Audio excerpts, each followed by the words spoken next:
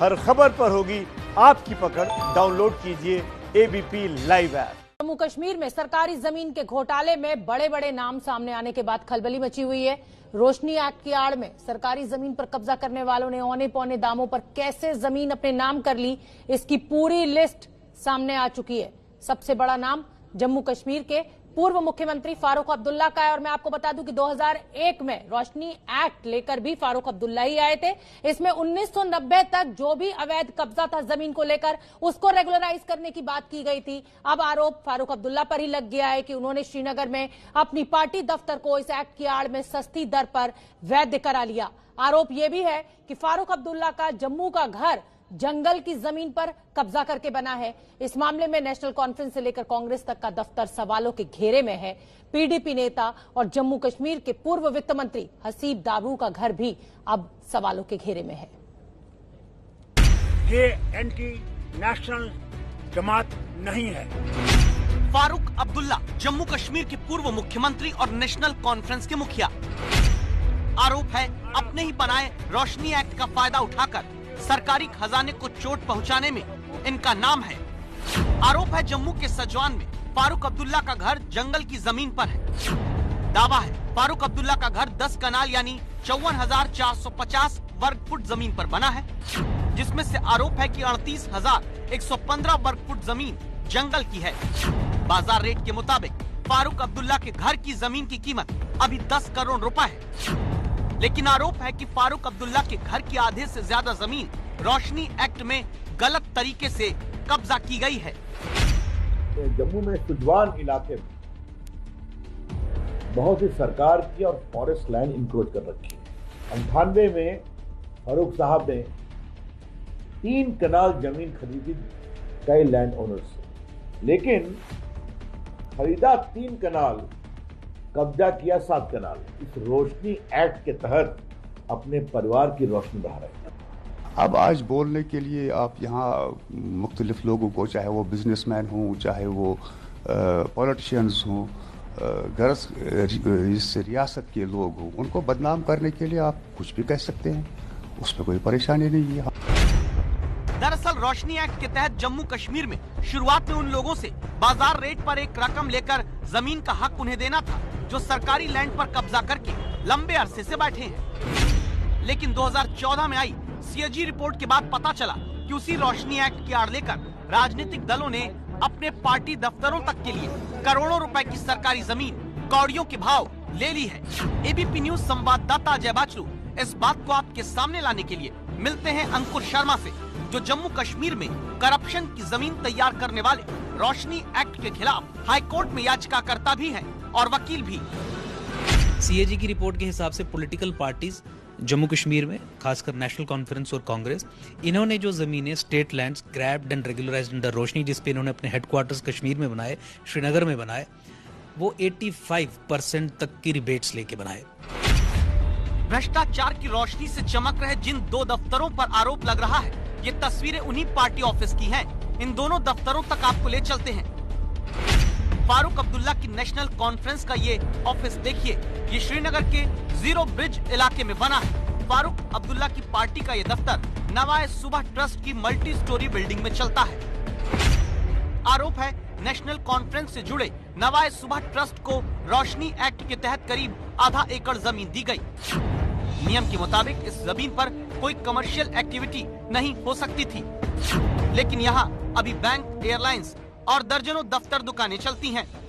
प्रति 1 कनाल जमीन 1 करोड़ 20 लाख रुपए में ये जमीन मिलनी थी, लेकिन नेशनल कॉन्फ्रेंस के ट्रस्ट से जुड़ी जमीन 1 करोड़ 20 लाख रुपए प्रति कनाल के बदले 16 लाख रुपए देकर उनके ही नाम कर दी गई। दावा है कि बाजार के मुताबिक अब 35 करोड़ रुपए की जमीन के बदले 4.5 करोड़ रुपए लिए जाने थे, लेकिन मिली भगत करके 85% छूट लेकर इस जमीन के बदले सिर्फ 51 लाख रुपए सरकारी खजाने में जमा किए गए। अब नाम सार्वजनिक होने पर इन आरोपों को नेशनल कॉन्फ्रेंस सियासत बताती है। क्या हो रहा है, कैसे हो रहा है, क्यों हो रहा है, ये चीजें हो रही हैं, करने दो इनको, जी भर जाएगा। और ये समझते हैं कि आप लोग बेवकूफ़ हैं। लोग बेवकूफ़ नहीं है, वो समझते हैं कि असली प्रॉब्लम क्या है, पर्दे के पीछे क्या है, ये क्या इंप्रेशन देना चाहते हैं, किस लिए ये कर रहे हैं, तंग कर रहे हैं लीडरों को।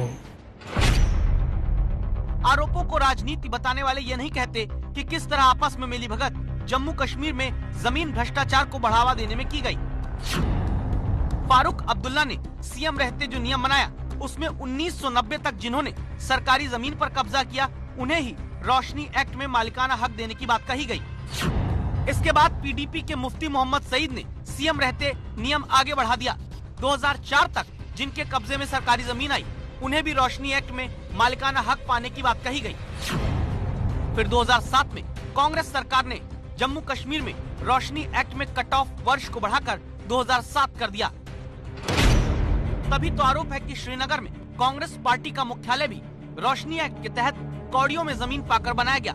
आरोप ये भी है कि कांग्रेस से जुड़े ट्रस्ट खिदमत ट्रस्ट को भी जमीन गैर कानूनी तरीके से बांटी गई।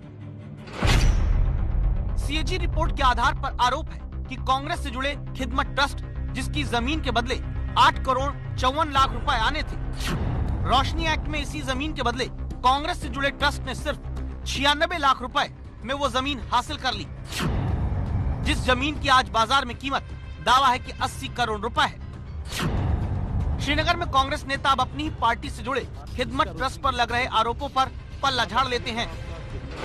खिदमत ट्रस्ट जो है वो वाकई कांग्रेस ट्रस्ट है। उसमें मरहूम गुलाम रसूल कार साहब जो थे उन्होंने उसमें कुछ ट्रस्टीज वगैरह चेंज किए हुए हैं और उन ट्रस्टीज को चेंज करके उन्होंने अगर उसका जो रोशनी जो करवाया हुआ है वो उसमें हमने अभी पीछे भी हम पीसीसी प्रेसिडेंट ने उसमें एक बहुत बड़ा आर्टिकल भी जम्मू के लोकल अखबारों में छपा था, तो वो उनके कब्जे में है, वो अभी हमारे पोजीशन में नहीं है। आरोपों को खारिज किया जा रहा है, लेकिन अब सीबीआई जांच चल रही है जो जमीन वाले हाई प्रोफाइल भ्रष्टाचार की जमीनी पड़ताल करेगी, क्योंकि दावा है ऐसे ही भ्रष्टाचारियों के कारण जिन जमीनों के बदले 25,000 करोड़ रुपए सरकारी खजाने में आने की बात सोची गई, उन 25,000 करोड़ के बदले सिर्फ 76 करोड़ रुपए ही सरकारी खजाने में आ पाए हैं। इस रोशनी एक्ट का मकसद ये था कि जो पैसा अवैध कब्जे वाली जमीन से लेकर सरकारी खजाने में जाए उससे बिजली का इंफ्रास्ट्रक्चर जम्मू कश्मीर में डेवलप किया जाए, लेकिन वो इंफ्रास्ट्रक्चर तो डेवलप हुआ नहीं। हाँ, कई जो बड़े लोग थे उनके घरों में रोशनी जरूर हो गई।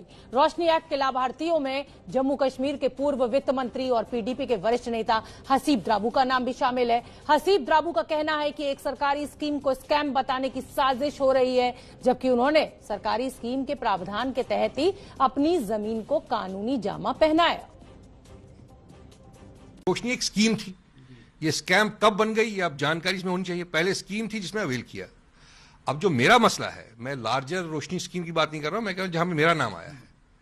जिस जमीन के बारे में आप बात कर रहे हैं 1956 में मेरे नाना ने खरीदी अपनी बेटी के नाम, उनकी बेटी मेरी मां है, और उसके उन्हें जो दाम उस वक्त के थे वो दिए, 56,000 रुपीज का हुआ। सरकार ने रजिस्ट्रेशन लिया, स्टैंप ड्यूटी ली और हमको लीज होल्ड राइट्स दिए 4 कनाल जमीन के और मकान साथ में थे उसके। वो लीज एक्सपायर हो गई 80 में, हमने अप्लाई किया, कुछ नहीं हुआ। 90 में अप्लाई किया, कुछ नहीं हुआ, चलता रहा पेंडिंग डिसीजन। 2000 में अप्लाई किया तीसरी बार, कोई एक्शन नहीं हुआ।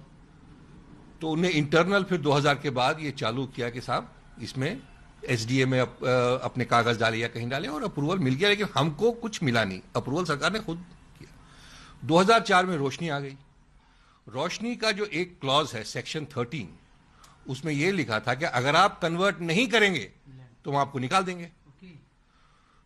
तो वाजिब है कि हम इसलिए अप्लाई करेंगे क्योंकि लीज हमारा एक्सटेंड हुआ नहीं है और हमने अप्लाई किया था कन्वर्शन के लिए कि साहब एक्सटेंड करिए लीज, कन्वर्शन के लिए नहीं किया था।